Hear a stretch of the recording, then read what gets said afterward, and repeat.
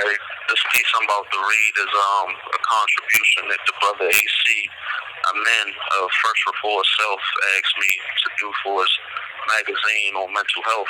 It's titled Coo Coo by yours truly, J.S. Russell. I feel like Jack Nicholson in the mental institution. Periodic check-ins with psych. This can't be right.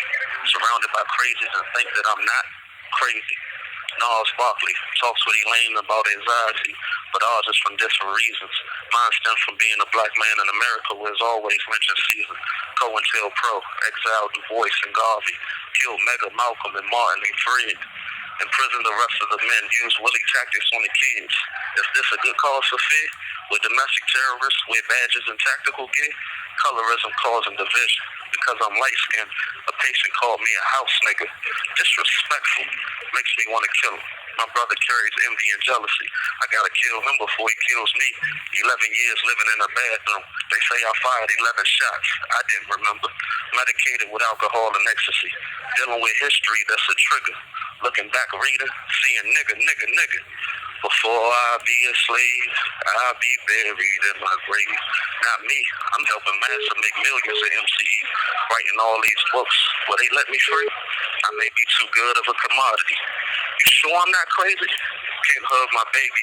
Knee to the neck. Life suspended sentence. Get away from me. These niggas is ignorant, illiterate, addicted, uneducated, and vicious. It's always noise. I can't get no peace. Do you think I suffer from PTSD? God, will you save me? Only a hope and many prayers. I cope with writing my kids. Maybe they'll help me fly the coop, or maybe the cuckoo's nest been flown here. So, before I get into breaking that down, I want to let y'all know, Behind the Wall Mentors, First Reform Self has an IART to be free event for incarcerated authors.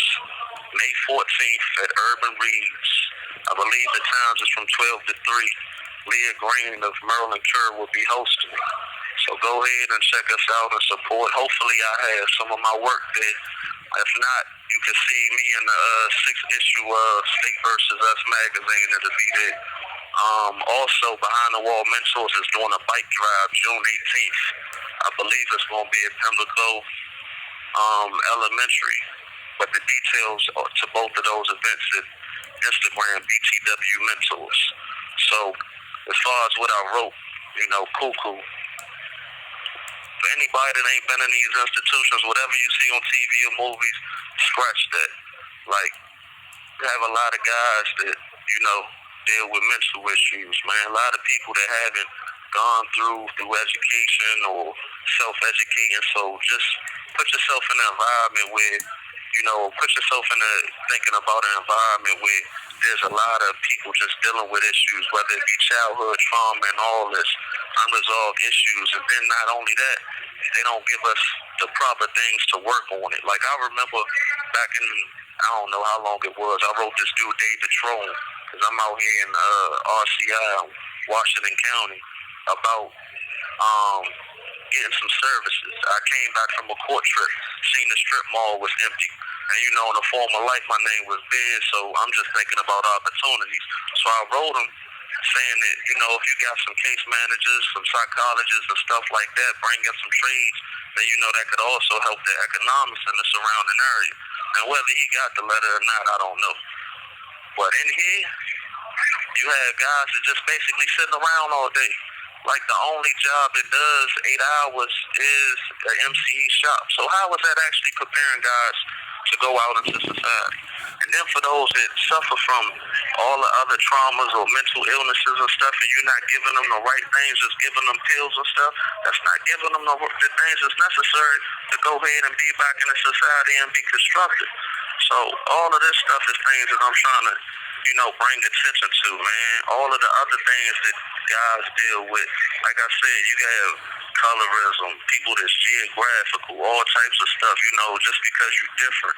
You know what I'm saying? Different things that either isolate somebody or not give them a resource or how they could become their better self. And so that's what I'm about. That's what I'm trying to focus all this attention on. And I hope that people start looking into how they can do things to help. Now, I'm not one that's trying to get no assistance from the government, state, none of that stuff. I believe that we gotta do this ourselves, because if we don't care for ourselves, who gonna care about us? And that's like dealing with the families and everything too. Like if you got somebody in the joint, man, write them. You know, show them that you love them. Send them a picture, a postcard. You know, something. Like people really being here, like feeling crushed because they feel forgotten. They feel left out. Like if you just take that time to invest in another human being, you never know how much that'll go ahead and do. You know, it's a ripple effect. So that's what I'm trying to do. That's what I'm trying to bring attention to. You know, and that's the thing that I feel like we need, man. Like, I thank God for my godmother, you know what I'm saying, that sends me in books. My mother's friends that I call aunts, my family that support her, because there's a lot of other ones that, you know, I'm kind of heartbroken by where they not. I have to just accept that's where they at. You know, and guys out here doing things for their hoods and stuff like that, man. You blessed if any of them niggas still remember you. You know, man, if I could count up the type of money that people owe me, I wouldn't be in this joint tripping. You know, but it is what it is, and it's the heartbreak that sometimes has to be experienced. This is the thing that helped give me purpose. You know, now that I know from all of this pain that I done endured in here, you know, what needs to be done. Because if they gonna keep funneling us into these systems, not giving us the adequate resources in our schools, then it's gonna be up to me, if I see the problem, to go ahead and get back out here, educate, and make sure that I'm able to do my part, so brothers and sisters ain't gotta go through this. And, you know, with that, I'm out.